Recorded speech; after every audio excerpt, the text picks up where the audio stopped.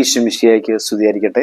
തെനാക് തപസ്സുകാലത്തിലെ രണ്ടാമത്തെ ആഴ്ചയിലെ ബുധനാഴ്ച, മത്തായിയുടെ സുവിശേഷം 20-ാം അധ്യായം 17 മുതൽ 28 വരെയുള്ള വാക്യങ്ങൾ.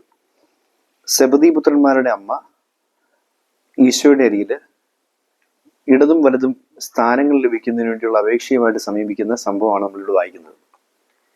നമ്മൾ ഇന്നലത്തെ സുവിശേഷ ഭാഗത്ത് എളിമപ്പെടുന്നതിൻ്റെ ആവശ്യകതയെക്കുറിച്ച് നമ്മൾ വായിച്ചു.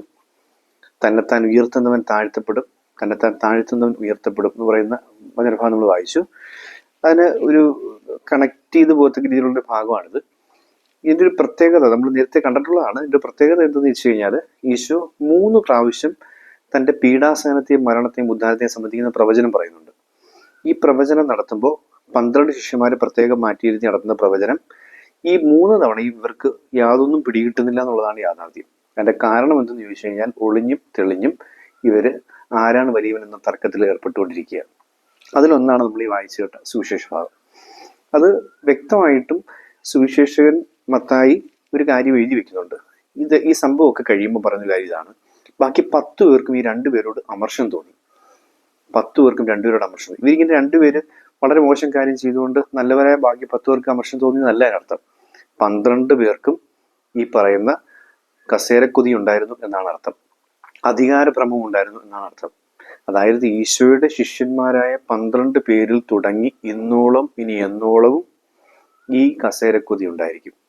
സഭയുടെ പരമോന്നത ഇലക്ഷനായ കോൺക്ലേവ് തൊട്ട് നമ്മുടെ രൂപതയിൽ എത്താനാകുന്നതാണെങ്കിലും നമ്മുടെ രൂപതയിലെ പ്രധാനപ്പെട്ട സ്ഥാനമാനങ്ങൾ കൈകാര്യം ചെയ്യുന്നതിലാണെങ്കിലും പദവികൾ ലഭിക്കുന്നതിലാണെങ്കിലും അധികാരം കൈയാളുന്നതിലാണെങ്കിലും ഇനി ഇടവയിലേക്ക് വരുമ്പോഴത്തേക്ക് ഇടവയിലെ കമ്മിറ്റി അംഗങ്ങൾ, അൽമാരുടെ കമ്മിറ്റി രൂപീകരണ സമയത്ത് കൈക്കാരൻ, സെക്രട്ടറി തുടങ്ങിയ അല്ലെങ്കിൽ സമിതി അംഗമാകാനായിട്ടൊക്കെ വേണ്ടിയുള്ള പ്രമമാണെങ്കിലും ഭക്ത സംഘടനകളിലേക്ക് വരുമ്പോഴും പരിശുദ്ധാത്മാവിനാൽ നയിക്കപ്പെടുന്ന കരസ്മാറ്റിക് സംഘടനയിലാണെങ്കിൽ പോലും നമുക്ക് കാണാൻ സാധിക്കുന്ന ഒരു വസ്തുത ഈ പറയുന്ന രീതിയിൽ ഈ അധികാരത്തിന്റെ ഭ്രമം നമുക്ക് സഭയിലുടനീളം നമുക്ക് കാണാൻ സാധിക്കും.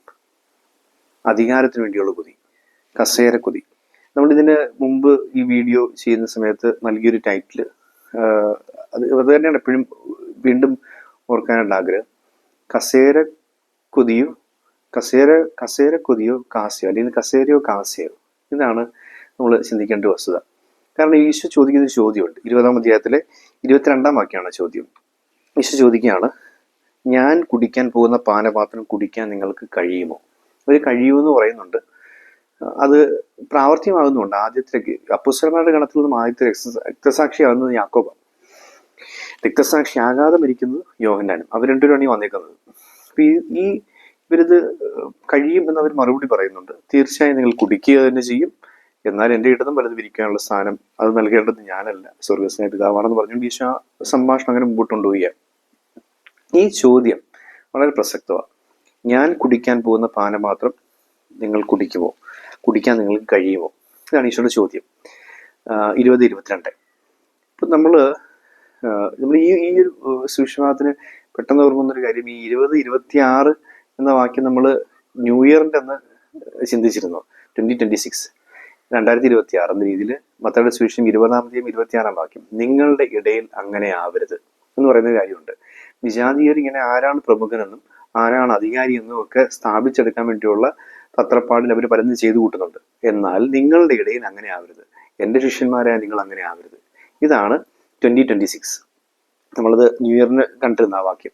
നമ്മൾ വീണ്ടും ഈ 20-22 വരികയാണെങ്കിൽ, ഞാൻ കുടിക്കാൻ പോകുന്ന പാനപാത്രം കുടിക്കാൻ നിങ്ങൾക്ക് കഴിയുമോ? സത്യത്തിൽ ഇതിന് ഒരുപാട് ഇന്റർപ്രിട്ടേഷൻസ് ഉണ്ട്. എന്താണ് ഈ പാനപാത്രം? അത് സഹനമാണോ? അത് ദൈവകോപത്തിന്റെ പാനപാത്രം എന്ന് പറയുന്ന ഒരു പാനപാത്രത്തെ കുറിച്ച് വായിക്കുന്നുണ്ട്. അത് പെസഹയുടെ പാനപാത്രമുണ്ട്, ബലി സഹനം എന്ന പാനപാത്രമുണ്ട്.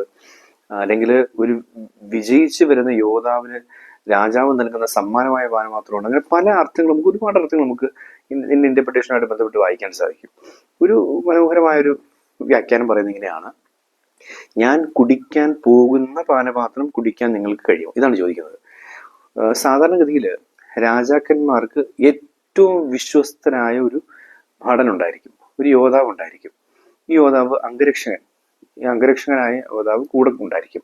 ഇപ്പൊ സാധാരണഗതിയിൽ രാജാവിന് എന്തെങ്കിലും ഭക്ഷണം വിളമ്പുന്നുണ്ടെങ്കിൽ, അല്ലെങ്കിൽ വീഞ്ഞ് പാത്രം കൊടുക്കുന്നുണ്ടെങ്കിൽ, അതാദ്യം ടേസ്റ്റ് ചെയ്ത് നോക്കുന്നത് ഈ അംഗരക്ഷകനായിരിക്കും.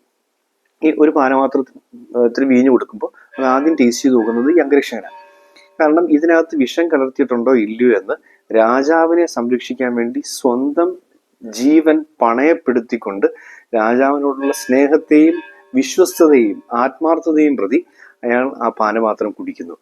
അതായത് രാജാവിന് വന്നു ഭവിക്കാൻ സാധ്യതയുള്ള ഒരു തിന്മ താൻ ആദ്യമേ ഏറ്റെടുക്കുന്നു. അത്രയ്ക്ക് ധൈര്യസമേതം, അത്രയ്ക്ക് ആത്മാർത്ഥതയോടെ, അത്രയ്ക്ക് സ്നേഹത്തോടു കൂടി ഒരു അംഗരക്ഷകനായ യോദ്ധാവായി, സ്നേഹിതനായ യോദ്ധാവായി കൂടെ നിൽക്കുന്ന ഒരാൾക്ക് മാത്രമേ ചെയ്യാൻ സാധിക്കുകയുള്ളൂ. അത് അങ്ങനെ ആരും ഏറ്റെടുക്കത്തില്ല. കാരണം അത്രയും ജീവൻ പണയം വെച്ചുള്ള കളിയായത്. കാരണം രാജാവിന് വിഷം കൊടുക്കാൻ സാധ്യതയുണ്ടെങ്കിൽ, രാജാവിന് തിന്മ ഭവിക്കത്തക്ക രീതിയിലുള്ള ഭക്ഷണം വിളമ്പാൻ സാധ്യതയുണ്ടെങ്കിൽ അത് ആദ്യം ടേസ്റ്റ് ചെയ്ത് നോക്കിയിട്ട് ഞാൻ പറയും, അങ്ങനെ ഒന്നുണ്ടെങ്കിൽ അത് ആദ്യം എനിക്ക് കേൾക്കട്ടെ, എന്നിട്ട് എൻ്റെ രാജാവിനെ ഏറ്റാൻ മതി എന്ന ആത്മാർത്ഥതയും സ്നേഹവും നിറഞ്ഞ ഒരു ജീവിതം. അതാണ് ഈശോ ചോദിക്കുന്നത്. ഈശോ ചോദിക്കുകയാണ്, ഞാൻ കുടിക്കാൻ പോകുന്ന പാനപാത്രത്തിൽ നിന്നും കുടിക്കാൻ നിങ്ങൾക്ക് കഴിയുമോ? ഭയങ്കര ചാലഞ്ചിങ് ആയ ചോദ്യമാണ്. അതായത് നിനക്കെന്നെ അത്രയ്ക്ക് നിന്റെ ജീവൻ പണയപ്പെടുത്തിക്കൊണ്ട് പോലും അഗാധമായി സ്നേഹിക്കാൻ നിനക്ക് പറ്റുമോ? അതാ എനിക്ക് വേണ്ടത്. ഇതുമായിട്ട് ബന്ധപ്പെട്ടിരിക്കുന്ന അധികാരങ്ങളല്ല, അധികാര ചിഹ്നങ്ങളും അധികാരങ്ങളും കസേരയും അതിൻ്റെ ആധിപത്യങ്ങളും ഈ കടിച്ചു തൂങ്ങി ചില അധികാരങ്ങളിലൊക്കെ നമ്മൾ എപ്പോഴും ചിന്തിക്കുന്ന കാര്യമുണ്ട്. ചില കൈക്കാരന്മാർ അല്ലെങ്കിൽ കമ്മിറ്റി അംഗങ്ങൾ, അതുപോട്ടെ ചില അച്ഛന്മാർ പോലും ചില സ്ഥാനത്തൊക്കെ കയറി ഇരുന്ന് കഴിഞ്ഞാൽ എന്ത് അടിമപ്പണി ചെയ്തും എന്ത് വില കൊടുത്തും ആരുടെ കാല് പിടിച്ചും കാലാകാലങ്ങൾ വർഷങ്ങളോളം ഇതിനകത്തൊക്കെ പിടിച്ച് കടിച്ചു തൂങ്ങി കിടക്കാനായിട്ട് ഇങ്ങനെ തോന്നും. കാരണം അതിൻ്റെ ആയിട്ടുള്ള അധികാരത്തിൻ്റെ ലഹരിയിൽ അവർ ആണ്ടുപോയിട്ടുണ്ട്. അതിൻ്റെ ആയിട്ടുള്ള പ്രിവിലേജസ്, അതിൻ്റെ ആയിട്ടുള്ള ഗുണങ്ങൾ അവർ ആസ്വദിക്കുന്നുണ്ട്. അതിൻ്റെ ആയിട്ടുള്ള നേട്ടങ്ങൾ അവർ, ആഡംബരങ്ങൾ അവർ ഇങ്ങനെ ആഘോഷിക്കുന്നുണ്ട്. അതുകൊണ്ട് മറ്റ് പല ഗുണങ്ങളും അവർ അല്ലാത്ത വഴിക്ക് നേടിയെടുത്ത് വെച്ചിട്ടുണ്ട്. അപ്പം ഇങ്ങനെ കുറെ അധികാരത്തിലിരിക്കുന്ന ആൾക്കാർക്ക് ഇതിനകത്ത് നിന്ന് പിടിവിടാൻ കടിവിടാൻ പറ്റാത്ത രീതിയിൽ ഇങ്ങനെ കടിച്ചു തൂങ്ങി കിടക്കുന്ന ആൾക്കാരെ നമുക്ക് കാണാൻ സാധിക്കും. അല്ലെങ്കിൽ അതിനുവേണ്ടി പുതിയ അധികാരങ്ങൾ കിട്ടാൻ വേണ്ടി എന്ത് ദാസ്യവേല ചെയ്യാനും മടിയില്ലാത്ത, എന്ത് വളഞ്ഞ വഴി ഉപയോഗിക്കാൻ മടിയില്ലാത്ത ആളുകളെ നമുക്ക് കാണാൻ സാധിക്കും. ഈശോ അവരോട് പറയുകയാണ്, ഇതല്ല ജീവിതം. നീ എന്നെ ശുശ്രൂഷിക്കാൻ ആഗ്രഹിക്കുന്നുണ്ടെങ്കിൽ എൻ്റെ കൂടെ നിൽക്കുക. എനിക്ക് വന്ന് ഭവിക്കാൻ സാധ്യതയുള്ള തിന്മകൾ പോലും അല്ലെങ്കിൽ ദോഷങ്ങൾ പോലും നിനക്ക് ഏറ്റെടുക്കാൻ പറ്റുന്ന രീതിയിൽ ആത്മാർത്ഥമായ സ്നേഹം നിനക്ക് എന്നോടുണ്ടോ? ഞാൻ കുടിക്കാൻ പോകുന്ന പാനപാത്രം ആദ്യം നീ കുടിക്കുമോ? അത്രയ്ക്ക് നിനക്ക് എന്നോട് സ്നേഹമുണ്ടോ? ആ സ്നേഹം ഈശോ ഡിമാൻഡ് ചെയ്യുന്നത്, അധികാരമല്ല.